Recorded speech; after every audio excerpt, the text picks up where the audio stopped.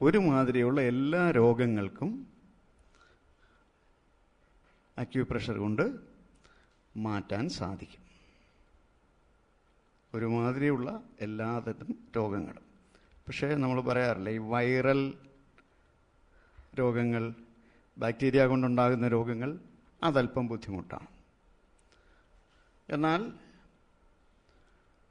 ഞങ്ങളത് അങ്ങനെ ക്ലെയിം ചെയ്യാറില്ല എങ്കിൽ പോലും TB വരെ കുറഞ്ഞുവെന്ന് രോഗികൾ സാക്ഷ്യം പറഞ്ഞ അവസരമുണ്ട്. ബ്ലഡ് ക്യാൻസർ പേഷ്യൻസ് ഇത് ചെയ്തിട്ട് അവരുടെ വേദന കുറഞ്ഞു, രോഗം മാറി എന്നൊക്കെ പറഞ്ഞ സംഭവങ്ങളുണ്ട്. ഇത് നമ്മളങ്ങനെ അങ്ങോട്ട് ക്ലെയിം ചെയ്യാറ്, അവകാശപ്പെടാറില്ല, പക്ഷെ സംഭവിച്ചിട്ടുണ്ട്. അത് നമുക്ക് സാധാരണ ഉണ്ടാകുന്ന രോഗങ്ങളായ അസ്ഥി സംബന്ധമായ രോഗങ്ങൾ എന്ന് പറഞ്ഞാൽ സന്ധിവാതം, മറ്റ് ഏതെങ്കിലും തരത്തിൽ അസ്ഥികൾക്കുണ്ടാകുന്ന വേദനകൾ, പേശി സംബന്ധം മസിൽ അങ്ങനെ ഉണ്ടാകുന്ന രോഗങ്ങൾ, സ്ത്രീകൾക്കുണ്ടാകുന്ന ചില പ്രത്യേക സ്ത്രീ സഹജമായ രോഗങ്ങൾ, ഇങ്ങനെയുള്ളതെല്ലാം മാറ്റാനായിട്ട് സാധിക്കുന്നുണ്ട്. സാധാരണ ജന്മനാ ഉണ്ടാകുന്ന രോഗങ്ങൾ മാറ്റാൻ പ്രയാസമാണെന്ന് വ്യാഖ്യാനിക്കാറുണ്ട്. എന്നാൽ ഞങ്ങളെ സംബന്ധിച്ചിടത്തോളം കണ്ണ് കാണാൻ പാടില്ലാഞ്ഞവരും ചെവി കേൾക്കാൻ പാടില്ലാഞ്ഞവരുമൊക്കെ ആ സൗഭാഗ്യം കിട്ടിയ അവസരമുണ്ടായിട്ടുണ്ട്. ഒന്നിനെയും നമുക്ക് തള്ളിക്കളയാൻ പറ്റില്ല എന്നാണ് ഞാൻ പറഞ്ഞതിൻ്റെ സാരം.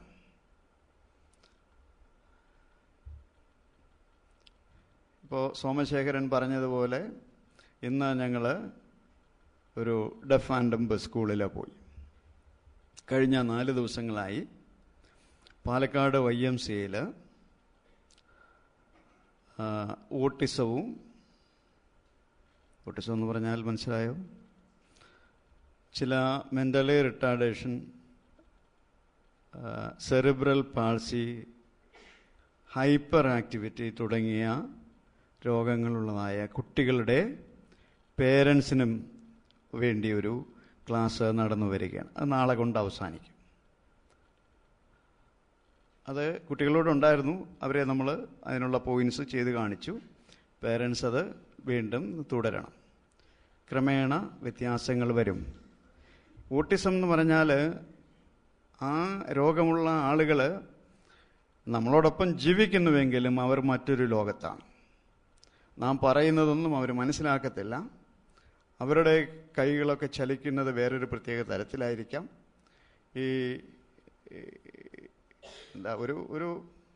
ഒരു ബന്ധവും നമ്മളുമായിട്ട് അവർക്കില്ല. അങ്ങനെയുള്ള ആളുകൾക്ക് പോലും നിരന്തര അക്യൂപ്രഷർ ചികിത്സയിലൂടെ ഓട്ടിസത്തിന് കുറവ് വന്നിട്ടുണ്ട്. അപ്പം കാരണം ഏറ്റവും ബുദ്ധിമുട്ടുള്ളൊരു കാര്യമായതുകൊണ്ടാണ് അത് പറഞ്ഞത്. പാരാലിസിസ്, തളർവാദം, അത് വന്ന് വർഷങ്ങൾ തളർന്നുപോയ ആളുകൾ എഴുന്നേറ്റ് നടക്കാനായിട്ട് സാധിച്ചിട്ടുണ്ട്. സംസാരശേഷി പൂർണ്ണമായി നഷ്ടപ്പെട്ട ഒരുപക്ഷെ തളർവാദത്തിലൂടെയോ അല്ലെങ്കിൽ ജന്മനാലോ അങ്ങനെയുള്ള ആളുകൾക്ക് സംസാരശേഷി തിരിച്ചു കിട്ടിയിട്ടുണ്ട്. ഇങ്ങനെയുള്ള ഒത്തിരി കാര്യങ്ങൾ കണ്ടപ്പോൾ ഇത് കൂടുതൽ ആളുകളിലേക്ക് എത്തിക്കണമെന്നുള്ളൊരു ലക്ഷ്യത്തോടെയാണ് ഞങ്ങളെപ്പോലുള്ള ചിലർ ഈ രംഗത്തേക്ക് അങ്ങ് പ്രചരണാർത്ഥം ഇറങ്ങിയത്. ഇപ്പോൾ കേരളത്തിൻ്റെ തെക്കേ അറ്റം മുതൽ വടക്കേ അറ്റം വരെ പലതവണ ഇങ്ങനെ യാത്ര ചെയ്തിട്ടുണ്ട്. ഇത് പ്രചരിപ്പിക്കാൻ ശ്രമിച്ചിട്ടുണ്ട്.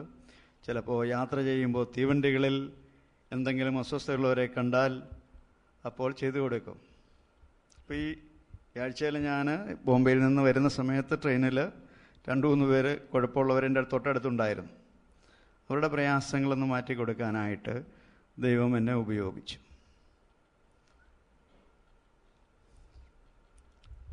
ഞാൻ സാധാരണ പറയുന്ന ഒരു സാക്ഷ്യവും കൂടെ ഉണ്ട്. ചെറുപ്പത്തിൽ എൻ്റെ ഒരു ആഗ്രഹം, തീരെ കുഞ്ഞുനാളിൽ നമ്മൾ സാധാരണ കുട്ടികളോട് ചോദിക്കത്തില്ലേ അംബീഷൻ എന്താണെന്ന്, അങ്ങനെ എനിക്കുണ്ടായിരുന്ന അംബീഷൻ ഡോക്ടറാണെന്നായിരുന്നു. എന്നാലും ഞാനൊരു 8ാം ക്ലാസ്സിലൊക്കെ ആയപ്പോഴേക്കും ആ അംബീഷനൊക്കെ അങ്ങ് പോയി. കുറേ നാളത്തേക്ക് ഒരു അംബീഷനും ഇല്ലായിരുന്നു. കോളേജിൽ പഠിച്ചുകൊണ്ടിരിക്കുമ്പോഴേക്കും ഞാനൊരു സാമൂഹ്യ പ്രവർത്തക രംഗത്തേക്ക് മാറി. അതെങ്ങനെ വർഷങ്ങളോളം തുടർന്നു പല മേഖലകളിൽ. പ്രത്യേക സാഹചര്യത്തിൽ ഞാൻ ബോംബെക്ക് പോകേണ്ടി വന്നു. അവിടെ ചെന്നും സ്ലമ്മിലെ കുട്ടികളുടെ ഇടയിലുള്ള പ്രവർത്തനത്തിൽ ആയിരുന്നു. അങ്ങനെ കുട്ടികളുടെയൊക്കെ ഭവനങ്ങളിലൊക്കെ പോയപ്പോഴാണ് അവരുടെ ആരോഗ്യ പ്രശ്നങ്ങൾ മനസ്സിലായി. അതുവരെ അത് മനസ്സിലായില്ല. കാരണം ഞാൻ ചെയ്തുകൊണ്ടിരുന്നത് ഒരു ടെക്നിക്കൽ ട്രെയിനിങ് സ്കൂളിൻ്റെ ഡയറക്ടറായിട്ടായിരുന്നു. എനിക്കൊരു ടെക്നിക്കൽ നോളജും ഇല്ല. എൻ്റെ സാമൂഹ്യ പ്രവർത്തക ആ പരിചയത്തിൻ്റെ പേരിലാണ് എന്നെ അതിൻ്റെ ചുമതലക്കാരനാക്കിയത്. പക്ഷേ ഈ കുട്ടികളുടെ ഭവനങ്ങളിലൊക്കെ പോയപ്പോൾ മനസ്സിലായി എന്താണ് അവരുടെ ആരോഗ്യ പ്രശ്നമെന്ന്. അപ്പം അതിനെക്കുറിച്ച് ഇങ്ങനെ ചിന്തിക്കുന്ന സമയത്താണ് പെട്ടെന്ന് അക്യുപ്രഷർ എന്ന് പറയുന്ന ചികിത്സയെക്കുറിച്ച് മനസ്സിലായതും അത് പ്രയോഗിക്കാൻ പറ്റുമെന്ന് തോന്നിയതും. ആർക്ക് വേണമെങ്കിലും ചെയ്യാൻ സാധിക്കും. ചിലവില്ലല്ലോ, മരുന്നില്ലല്ലോ, പാർശ്വഫലങ്ങളില്ലല്ലോ, വളരെ ഫലവത്താവുകയും ചെയ്യുന്നു. ഓൺ ദ സ്പോട്ടിൽ പല രോഗികളും അവരുടെ അസ്വസ്ഥത മാറി എന്ന് പറയുന്നു. പ്രത്യേകിച്ചും വേദനയൊക്കെ ഒറ്റ സിറ്റിങ്ങിൽ നമ്മൾ വിരലമർത്തിക്കൊണ്ടിരിക്കുമ്പോൾ പേഷ്യൻ്റ് പറയുന്നു എൻ്റെ പ്രയാസം മാറിയെന്ന്. അത് വേറെ ഒരു ചികിത്സാ രംഗത്തും ഇല്ല. നിങ്ങൾ ഇപ്പം ഏറ്റവും പവർഫുൾ ആയിട്ടുള്ളത് അലോപ്പതി മെഡിസിൻസാണ് അല്ലേ സാധാരണ നാം കാണുന്നത്. ഉറക്കത്തിന് ഗുളിക കഴിക്കുന്നു, ഒരു 15 മിനിറ്റെങ്കിലും കഴിയാതെ ഉറങ്ങുമോ? ഇല്ലെങ്കിൽ ഒരു ശക്തമായ വേദന ഉണ്ടാകും.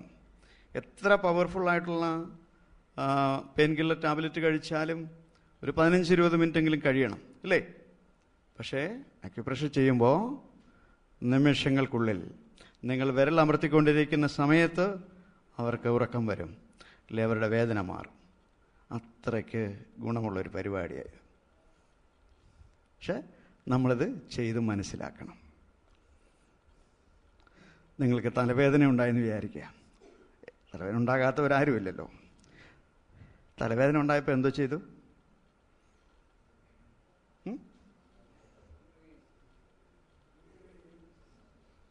ഗുളിക കഴിക്കും, ബാം പുരട്ടും അല്ലേ, വേറെ എന്തെങ്കിലും മരുന്ന് അല്ലെങ്കിൽ ഡോക്ടറെ അടുത്ത് പോകും, ഒക്കെയല്ലേ നമ്മൾ ചെയ്യുന്നത്. പക്ഷെ ആദ്യം ചെയ്തതെന്താ? ഗുളികയോ? നമ്മൾ അറിയാതെ നമ്മുടെ നെറ്റിയിൽ കൈവച്ചു അല്ലേ? അറിഞ്ഞോണ്ടാണോ ചെയ്തേ? അല്ല, നൈസർഗികമായിട്ട് ജന്മന നമുക്ക് കിട്ടിയ ഒരറിവായിരുന്നു. നമ്മൾ അറിയുന്നില്ല. അത് നമ്മളറിയാതെ നെറ്റിയിലെ കൈവച്ചു. പല്ലുവേദന ഉണ്ടായാലോ കൈ കവളത്ത് വെക്കും അല്ലേ?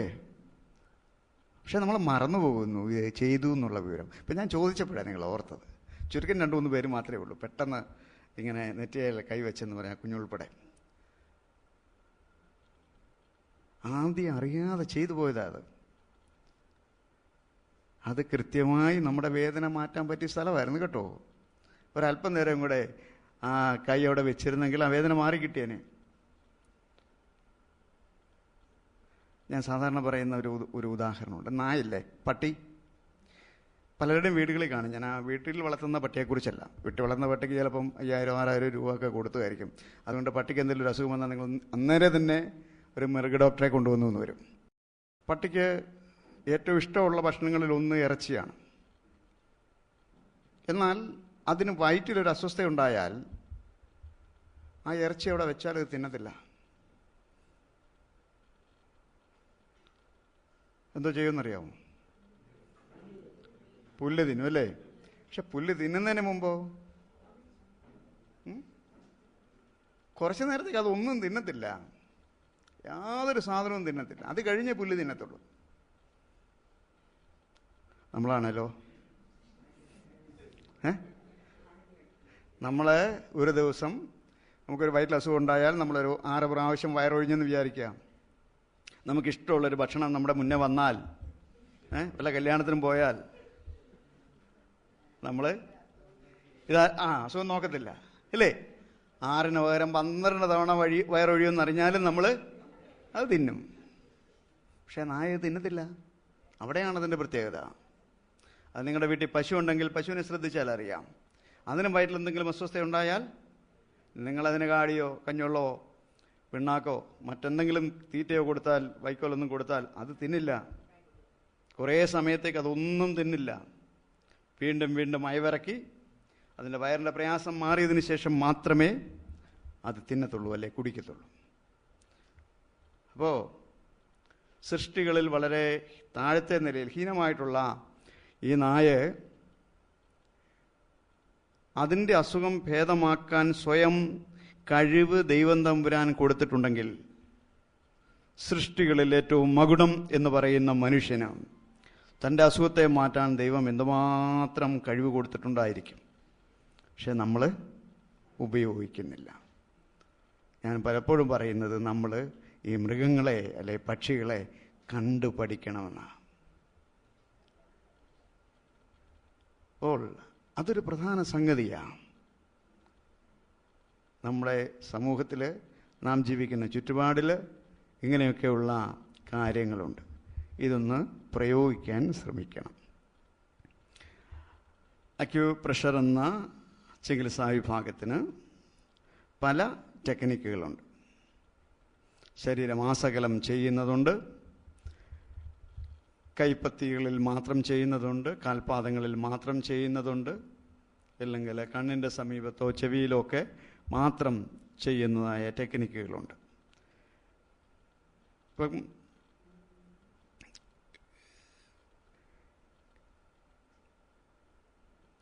തലയിൽ എന്തെങ്കിലും, അതായത് നമ്മുടെ പെടലിക്ക് ഒരു പ്രയാസം ഉണ്ടായെന്ന് വിചാരിക്കാം. ഇപ്പം സാധാരണ ഉള്ള രോഗമാണല്ലോ സെർവിക്കൽ സ്പോണ്ടിലോസിസ് എന്ന് പറയുന്നത്, അല്ലേ?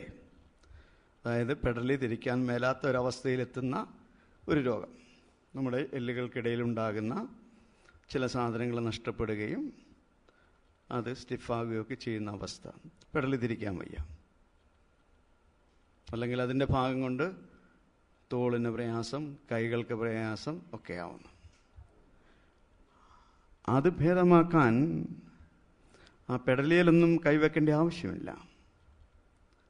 നിങ്ങളുടെ കാലിൻ്റെ തള്ളവിരലിൽ പ്രസ് ചെയ്താൽ മതിയാവും, ഇല്ല കൈയുടെ തള്ളവിരലെ പ്രസ് ചെയ്താൽ മതിയാവും. അംഗീകരിക്കാൻ ബുദ്ധിമുട്ടല്ലേ പെട്ടെന്ന്? ഇത്രയ്ക്ക് സാധിക്കുമെന്നല്ലേ? രോഗമുള്ള സ്ഥലത്ത് ചികിത്സിക്കേണ്ട എന്ന് ഞാൻ പറഞ്ഞു. അതിന് സമാനമായ മറ്റ് സ്ഥലങ്ങളിൽ ചികിത്സിക്കാം. ഇത് അങ്ങോട്ട് ഉൾക്കൊള്ളാൻ ബുദ്ധിമുട്ടാണ് നിങ്ങൾക്ക്, അല്ലേ? നമുക്കൊരു ചെറിയ ഒരു എക്സർസൈസ് ചെയ്ത് നോക്കാം. ഒരു ചെറിയ എക്സർസൈസ്. നിങ്ങൾ ഇരിക്കുന്ന ഇരിപ്പിൽ, അല്ലെങ്കിൽ ഒന്ന് എഴുന്നേറ്റാലും കുഴപ്പമില്ല. എഴുന്നേക്കണമെന്നുണ്ടോ? കുറേ അരമണിക്കൂറിലേ ആയുള്ളൂ. എഴുന്നേക്കണമെന്നുണ്ടോ? ഇല്ല. ആർക്കെങ്കിലും ഉറക്കം വരുന്നുണ്ടോ? ക്ഷീണമുണ്ടെങ്കിൽ, കാരണം തുടർച്ച സംസാരിച്ചുകൊണ്ടിരിക്കുമ്പോൾ ക്ഷീണമൊക്കെ വരുന്നുണ്ട്, ഉണ്ടാവും പറഞ്ഞാൽ മതി. അതിന് മരുന്നുണ്ട്. അപ്പോൾ ഇരിക്കുന്ന ഇരിപ്പിൽ തന്നെ നിങ്ങളുടെ ഇടത്തെ കാല് പതുക്കെ ഒന്ന് നിവർക്കുകയും മടക്കുകയും ചെയ്തേ. ഇടത്തെ കാല് നീർക്കുകയും മടക്കുകയും ചെയ്യുക. നിങ്ങളുടെ മനസ്സ് കാൽമുട്ടിലായിരിക്കണം. ഇടത്തെ കാല് ചെയ്താൽ മതി. ഇപ്പം നിങ്ങളുടെ മനസ്സ് നിങ്ങളുടെ ഇടത്തെ കാൽമുട്ടിലായിരിക്കണം. അത് നീർക്കാൻ പ്രയാസമുണ്ടോ, മടക്കാൻ പ്രയാസമുണ്ടോ, എവിടെയെങ്കിലും പിടുത്തമുണ്ടോ എന്നൊക്കെ ഒന്ന് നോക്കിക്കേ. മതി. ഇനി നമുക്ക് അതിനെ പറ്റിയൊരു സ്ഥലത്തുനിന്ന് നോക്കാം.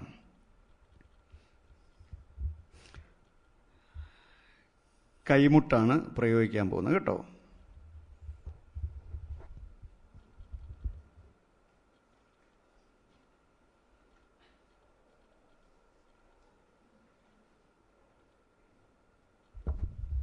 കൈയുടെ ഇടത്തെ കൈ അതൊന്ന് മടക്കി പിടിക്കുക. ഈ കൈമുട്ടിൻ്റെ ഇവിടെ ഇങ്ങനെ മുഴച്ച് നിൽക്കുന്ന ഭാഗമുണ്ടല്ലോ, എല്ല്, ഈ എല്ലിൻ്റെ ചുറ്റുപാടിൽ മുഴുവനൊന്ന് അമർത്തുക. ഇടത്തെ കൈമുട്ട തന്നെ ചെയ്യണേ. നിങ്ങൾ ഇടത്തെ കാൽമുട്ടല്ലേ നോക്കിയത്, അതുകൊണ്ട് ഇടത്തെ കൈമുട്ട തന്നെ ചെയ്യണം. ഇങ്ങനെ ഈ എല്ലിൻ്റെ എല്ലാ സ്ഥലത്തും ഒന്ന് ചുമ്മാതെ ഒന്ന് പ്രസ് ചെയ്യുക. മതി. ഇനി ഈ മുട്ടിൻ്റെ അകവശത്ത് നടുക്കൊരു കുഴിയുണ്ട് അല്ലേ? അതിൻ്റെ മേളിലും താഴെയായിട്ട് ചുമ്മാ അതിങ്ങനെ അമർത്തിക്കുക. അതിൻ്റെ രണ്ട് വശത്ത് ഇവിടെ ഉണ്ടൊരു കുഴി, ഇപ്പുറത്തും ഉണ്ടൊരു കുഴി. അവിടെ അതുപോലെ ഒന്ന് അമർത്തിക്കേ. ആ കുഴിയുടെ നടുക്ക് 3 കുഴിയിലും അതിൻ്റെ സമീപത്തും. ഓക്കെ, മതി. ഇനി ചെയ്യാൻ പോകുന്നത് ഈ മുട്ടിൻ്റെ മേളിലത്തെ ഭാഗത്ത് ഇവിടെ ഈ മുഴച്ചു നിൽക്കുന്ന എല്ലുണ്ട്, ഇങ്ങനെ സൈഡിലോട്ട് മുഴച്ചു നിൽക്കുന്ന എല്ലില്ലേ, അതിൻ്റെ തൊട്ട് മേളിൽ ഇവിടെ എല്ലയിൽ 2 വശത്തുനിന്നും ഇങ്ങനെ എല്ലയിൽ പിടിക്കുക. ഇവിടെയും പിടിച്ചിട്ടുണ്ട്, ഇപ്പുറത്തും പിടിച്ചിട്ടുണ്ട്. നിങ്ങളുടെ ഇടത്തെ കൈയുടെ വിരലുകളെല്ലാം നിവർത്തി വെക്കുക. എന്നിട്ട് ഇങ്ങനെ സാവധാനത്തിൽ നിവർക്കുകയും മടക്കുകയും ചെയ്യാം.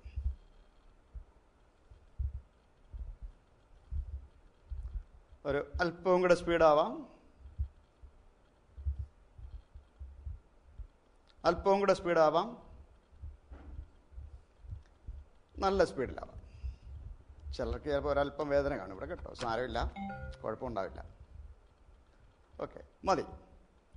ഇനി ഇപ്പം നിങ്ങൾ പിടിച്ചതുപോലെ ഈ മുട്ടിന് താഴെ ഇവിടെയായിരുന്നു ഈ മുഴിച്ച് നിൽക്കുന്ന എല്ല്, അതിൻ്റെ താഴെ ഇവിടെ അവിടെയും 2 വശത്തൊന്നും ഇതുപോലെ പിടിക്കുക. വീണ്ടും സാവധാനത്തിൽ നിവർക്കുകയും മടക്കുകയും ചെയ്യാം. അല്പം കൂടെ സ്പീഡിലാവാം, കുറച്ചുകൂടെ സ്പീഡിൽ, നല്ല സ്പീഡിൽ, മതി. ഈ നടുക്കിവിടെ ഒരു കുഴിയുണ്ടെന്ന് ഞാൻ പറഞ്ഞല്ലോ. അതുപോലെ പിറകിലൊരു കുഴിയുണ്ട്. അത് ഈ കൈ ഇങ്ങനെ മടക്കി വെച്ചിട്ട് നിങ്ങളിത് ഈ മുട്ടിൻ്റെ പുറകിൽ ഇങ്ങനെ തപ്പി നോക്കാമെങ്കിൽ മുട്ടിൻ്റെ തൊട്ടു പിറകിൽ മേളിൽ ഈ ഭാഗത്ത് ഒരു കുഴി കാണും. എല്ലിനിടയ്ക്ക് ഒരു കുഴി. കിട്ടിയോ? കിട്ടാത്തവരാരെങ്കിലും ഉണ്ടോ? എല്ലിന് ഇടയ്ക്കാണ് ആ കുഴി. ഈ മുട്ടിന് തൊട്ടു പിറകിൽ മേളിൽ, മുട്ടിന് മേളിൽ. സാറിൻ്റെ കൈ ഇച്ചിരിയോട് താഴോട്ട് പോകണം. ഈ ഭാഗത്ത്, അതായത് മുഴച്ചു നിൽക്കുന്ന എല്ലിൻ്റെ പിറകിൽ. ഓക്കെ, മേളിൽ. കിട്ടിയല്ല? മിക്കവാറും എല്ലാവർക്കും കിട്ടി അല്ലേ? ഇനി നമ്മൾ അതിലൊന്ന് വിരലമർത്താൻ പോവുകയാണ്. വിരലമർത്തുന്നത് 2 വശത്തുനിന്നും ഒരുപോലെയാണ്. ഈ കുഴിയിൽ ഇവിടെ നിന്ന് തള്ളവിരൽ വെച്ചു, കൈ ഇങ്ങനെ മടക്കി പിടിച്ചിട്ട് പുറകിൽ ഇതുപോലെ അമർത്തും. കൈ ഇങ്ങനെ മടങ്ങിയിരിക്കണം, നീർക്കരുത്. മുഴുവൻ നിർത്താൽ ഈ കുഴി കിട്ടത്തില്ല, മുഴുവൻ മടക്കിയാലും ആ കുഴി കിട്ടത്തില്ല. അതുകൊണ്ട് പകുതി ഇങ്ങനെ കൈ മടങ്ങിയിരിക്കണം. 2 വശത്തു നിന്നും ഒരുപോലെ വിരലമർത്തണം. കുഴിയിലാണ് അമർത്തിയിരിക്കുന്നത്. ഒന്ന് വിരലയച്ച് വീണ്ടും അമർത്തിക്ക്, വിരലയച്ച് വീണ്ടും അമർത്തിക്ക്, മതി. ഇനി നിങ്ങളുടെ ആ കാൽമുട്ട്, ഇടത്തെ കാൽമുട്ടൊന്ന് നീർക്കുകയും മടക്കുകയും ചെയ്ത്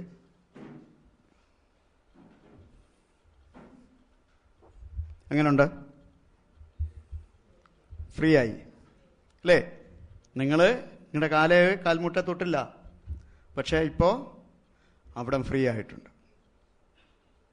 അതുകൊണ്ടാണ് ഞാൻ പറഞ്ഞത് രോഗം ഉള്ള സ്ഥലത്ത് ചികിത്സിക്കണമെന്നില്ല, അതിന് സമാനമായ മറ്റ് സ്ഥലങ്ങളിൽ ചികിത്സിച്ചാലും മതി എന്ന്.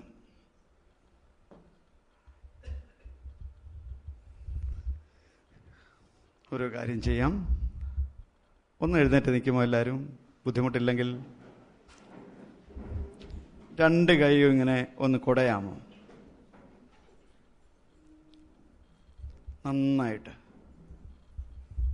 നന്നായിട്ട് കുടയണേ. അപ്പോൾ വിരലുകളുടെ അഗ്രങ്ങളിൽ അല്പം ഭാരം വന്നോ? വിരലുകളുടെ അഗ്രങ്ങളിൽ കുറച്ചുകൂടെ ഭാരം തോന്നുന്നുണ്ടോ? ഓക്കെ, ആയോ? ഇരുന്നോളൂ.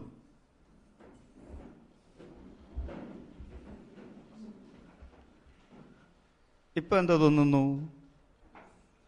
നിങ്ങളുടെ ശരീരത്തിന് എന്ത് തോന്നുന്നു? ഒരു ഉഷാറുണ്ടായി അല്ലേ? ഒരു ഒരു ചൂട് കാപ്പി കുടിച്ച ഒരു പ്രതി അല്ലേ? എന്താണെന്നറിയാമോ കാരണം? നിങ്ങൾ ഇത്ര നേരം ഇരുന്നപ്പോൾ നിങ്ങളുടെ ശരീരത്തിൻ്റെ ചില ഭാഗങ്ങൾ, തുടയോ അല്ലെങ്കിൽ പിറകോ അല്ലെങ്കിൽ കയ്യോ, ആ കസേരയിൽ അമർന്നു. അപ്പോൾ രക്തസംക്രമണം എവിടെയൊക്കെയോ തടയപ്പെട്ടു. അപ്പോൾ നിങ്ങൾക്കൊരു ക്ഷീണം തോന്നി. ഇപ്പോൾ ഈ കൈ ഉടഞ്ഞപ്പോൾ രക്തസംക്രമണം വീണ്ടും നടന്നു. രക്തമാണ് നമ്മുടെ ജീവൻ. രക്തമാണ് ജീവൻ.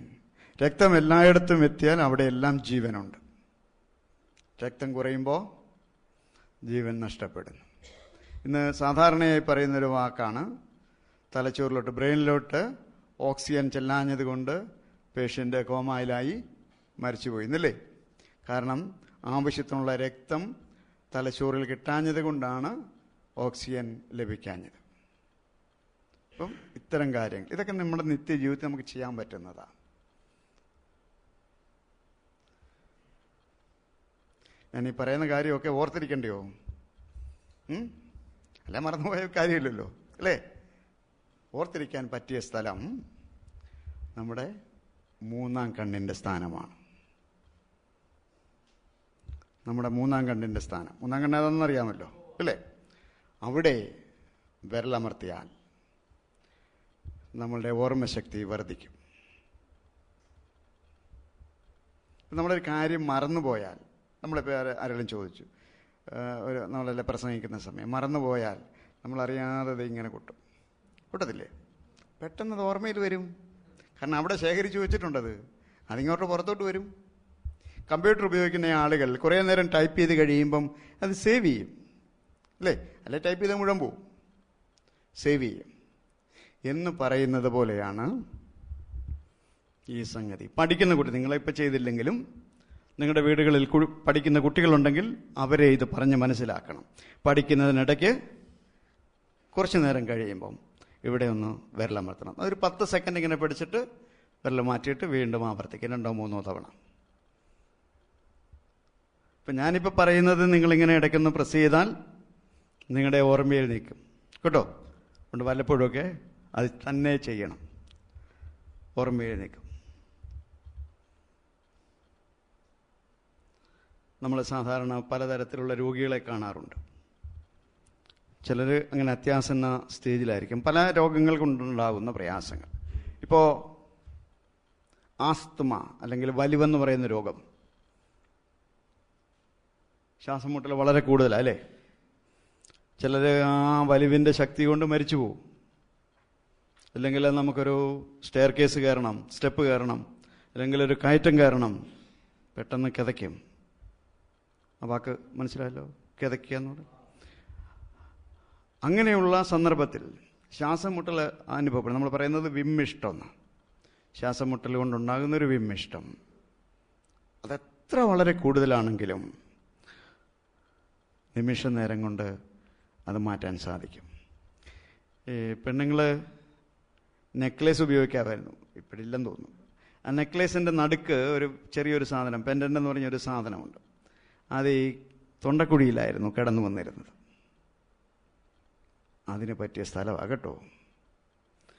നമ്മുടെ കൈ ഇങ്ങനെ നെഞ്ചത്തോട്ട് ചേർത്ത് വെച്ചിട്ട്, കൈപ്പത്തി നെഞ്ചത്തോട്ട് ചേർത്ത് വെച്ചിട്ട് തള്ളവിരലോ ചൂണ്ടുവിരലോ നടുവിരലോ ഏതാണോ നമ്മുടെ സൗകര്യം ആ വിരൽ ഈ തൊണ്ടക്കുഴിയിലോട്ട് വെക്കണം. എന്നിട്ട് കൈ ഇങ്ങനെ മേലിലോട്ടും താഴോട്ടും ചലിപ്പിക്കണം. വിരൽ ഒരു സെക്കൻഡ് ചെയ്യരുത്. ഈ തൊണ്ടക്കുഴിക്കകത്തോട്ട് വിരൽ വെച്ച് അമർത്തരുത്. ഇത് അപകടമാണ്. കാരണം ഇതിൻ്റെ പുറകിലുള്ളത് എന്താണെന്നറിയാമോ? ഇതിൻ്റെ തൊട്ട് പുറകിൽ ശ്വാസനാളമാണ്, ട്രക്കിയ. അതെ പരിക്കേൽപ്പിക്കരുത്. പക്ഷേ ഈ സ്ഥാനത്ത് വിരൽ വയ്ക്കുക, പതുക്കെ വയ്ക്കുക. ഈ കുഴിക്കകത്ത് വിരലിൻ്റെ അഗ്രഹമുണ്ട്. എന്നിട്ട് കൈപ്പത്തി ഇങ്ങനെ മേളിലോട്ടും താഴോട്ടും ചലിപ്പിക്കുക. കൈപ്പത്തി നെഞ്ചത്ത് ചേർത്ത് വയ്ക്കണം. എന്നിട്ട് താഴോട്ടും മേളിലോട്ടും ചലിപ്പിക്കുക. കഷ്ടിച്ചൊരു 10 സെക്കൻഡ് ചെയ്യുമ്പോൾ തന്നെ ആശ്വാസം ലഭിക്കാം. ആസ്മ മാറത്തില്ല, പക്ഷേ ആസ്മയുടെ ആ പ്രയാസം മാറ്റിയെടുക്കാം.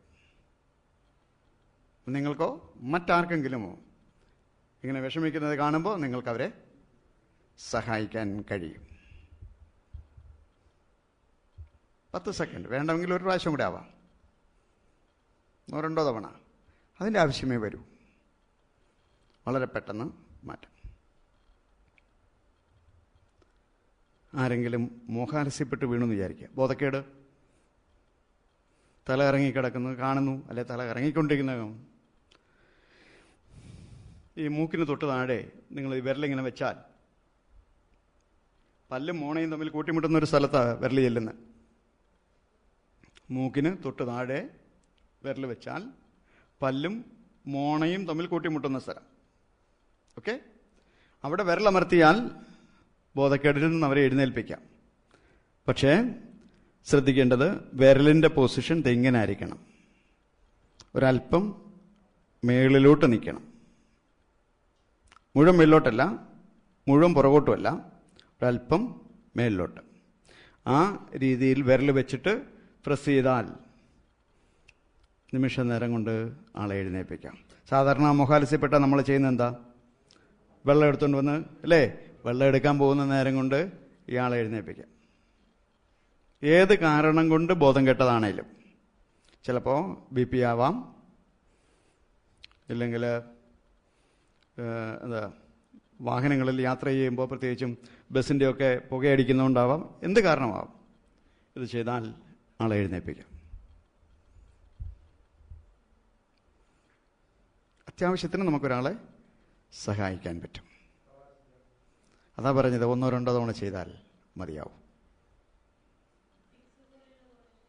ഏതാ? ഓക്കെ പ്രയോജനപ്പെടും. ഫിറ്റ്സ്, എപ്പിലെപ്സി തുടങ്ങിയതിനൊക്കെ സഹായിക്കും. അതാ ഞാൻ പറഞ്ഞു, ഏത് തരത്തിലുള്ളതാണെങ്കിലും നമുക്ക് എഴുന്നേൽപ്പിക്കാം.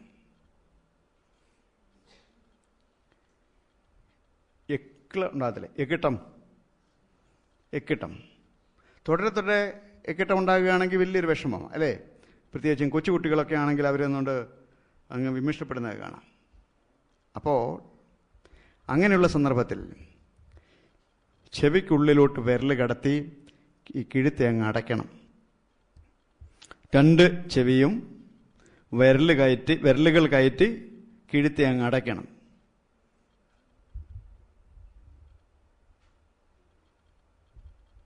അതായത് നമ്മൾ തന്നെ ചെയ്യുകയാണെങ്കിൽ അങ്ങനെ അമർത്തി കഴിയുമ്പം മറ്റൊരാൾ സംസാരിക്കുന്നത് കേൾക്കാൻ പ്രയാസമാകും. അതുപോലെ മുറുക്കി അടയ്ക്കണം. 10 സെക്കൻഡ് കഴിയുമ്പോൾ നിങ്ങൾ വിരലെടുത്ത് മാറ്റാം. മിക്കവാറും അന്നേരത്തേക്ക് എക്കിട്ടം നിൽക്കും. ആവശ്യമുണ്ടെങ്കിൽ വീണ്ടും ആവർത്തിക്കാം. ചെവിക്കുള്ളിൽ ഇരുവശത്തു നിന്നും വിരലുകൾ കടത്തി അടച്ചു പിടിക്കുക. ഇല്ല, ഏത് വിരലുമാവാം. അതിനകത്ത് കയറുന്ന, ചെവിക്കകത്ത് കയറുന്ന വിരൽ. ഇപ്പൊ തള്ളവിരൽ കയറത്തില്ലല്ലോ. സാധാരണ പണ്ടൊക്കെ നമ്മളെ ഡോക്ടർമാർ പറഞ്ഞു പഠിപ്പിച്ചിരിക്കുന്നത് ചെവിക്കകത്ത് ചെറുവിരലിനേക്കാൾ വലുതൊന്നും കടത്തരുതെന്നാണ്. ചെറുവിരലിനേക്കാൾ ചെറുതൊന്നും കടത്തരുതെന്നാ പണ്ട് പഠിപ്പിച്ചിരുന്നത്. ആകെപ്പാടെ അതിനകത്ത് കയറാൻ സാധ്യതയുള്ളൂ ചെറുവിരലേ ഉള്ളൂ. അതിനേക്കാൾ ചെറുത് കടത്തരുതെന്ന് പറഞ്ഞ് ചെവിക്കകത്തൊന്നും ഇടരുതെന്ന് അർത്ഥം. പക്ഷേ നമ്മളൊക്കെ തൂവലിടുമായിരുന്നു, അല്ലേ? അല്ലെങ്കിൽ ബഡ് ഉണ്ടാക്കി, പണ്ടൊക്കെ എങ്ങനെയാണല്ലോ ഇറുക്കിലി, ഇപ്പോഴല്ലേ ബഡ് മേടിക്കാൻ കിട്ടുന്നത്. പണ്ട് ഇറുക്കിലി ചിലപ്പോൾ 5 ചുറ്റി ഇടുമായിരുന്നു, അല്ലെങ്കിൽ ഇറുക്കിലി അതിൻ്റെ കീറിയെടുത്ത് അത് വളച്ചിടുമായിരുന്നു, സ്ലൈഡ് ഇടുമായിരുന്നു, അല്ലേ? എനിക്കുള്ള ഒത്തിരി സാധനങ്ങൾ, സെറ്റിപ്പിന്. ഇതൊന്നും ഇടാതിരിക്കാൻ വേണ്ടിയാണ് അന്ന് ഡോക്ടർമാർ നമ്മളോട് പറഞ്ഞത് ചെറുവിരലിനേക്കാൾ ചെറുതൊന്നും കടത്തരുത്. പക്ഷേ നമ്മളിപ്പോൾ പറയുന്നു ചെവി ചൂണ്ടുവിരലോ ചെറുവിരലോ ഏതാണോ അങ്ങോട്ട് കയറുന്നത് അവിടെ കൊണ്ട് കയറ്റി അങ്ങ് അടയ്ക്കുക.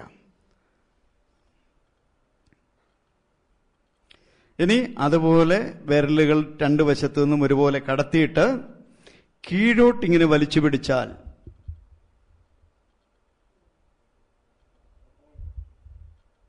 കിഴുത്തി അടയണം. അത് കഴിഞ്ഞ് വിരൽ കീഴോട്ട് വലിച്ചു പിടിക്കും. അപ്പം വീണ്ടും അല്പം തുറക്കും.